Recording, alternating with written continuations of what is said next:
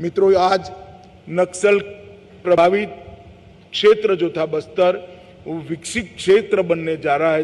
तब बस्तर की जनता को भी मैं आगाह करना चाहता हूं कि यही लोग जो माओवादी विचार सरणी से प्रेरित होकर बंदूक लेकर हमारे बस्तर को बर्बाद किए, वो भेष बदल कर आएंगे, बात बदल कर आएंगे, नाम बदल कर आएंगे। किसी के बहकावे में मत आना।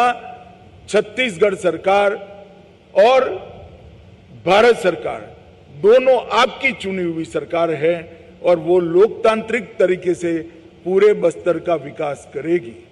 बहकावे के लिए जो आते हैं उनके साथ अगर आप बस्तर की जनता बात करनी चाहती है तो उनसे हिसाब मांगना कि हमारे 50 साल के नुकसान का पहले आप हमें हिसाब दीजिए, इसको भरपाई करिए, फिर बात करिए।